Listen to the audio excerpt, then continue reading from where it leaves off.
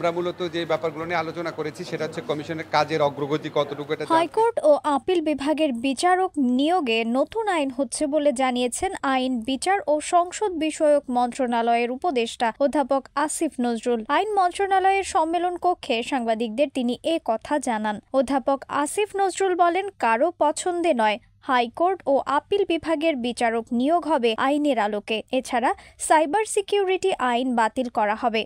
১ জুলাই থেকে ৫ আগস্ট পর্যন্ত দায়ের হওয়া সব ফৌজদারি মামলা বাতিল করা হবে। তিনি বলেন, কাজ নিয়ে সন্তুষ্টি না, তবে চেষ্টা করে যাচ্ছি। যোগ্যতার ঘাটতি আছে, আন্তরিকতার ঘাটতি নেই, ভুল করতে পারি। তিনি বলেন, কাজ নিয়ে সন্তুষ্টি না, তবে চেষ্টা করে যাচ্ছি। যোগ্যতার ঘাটতি আছে, আন্তরিকতার ঘাটতি নেই, ভুল করতে পারি, যোগ্যতা কম থাকতে পারে, কিন্তু কোনো অন্যায় করিনি। দিনে ১২ ঘন্টা করে কাজ করেছি। আইন উপদেষ্টা বলেন, পতনের ২ থেকে ৩ দিন আগে নিজের পরিবার, আত্মীয় স্বজনদের পাঠিয়ে দিয়ে শেখ হাসিনা পালিয়ে গেলেন। আর এখন দেশকে অস্থিতিশীল করতে ফোন আলাপ ফাঁস করে নেতাকর্মীদের উস্কানি দেওয়া হচ্ছে।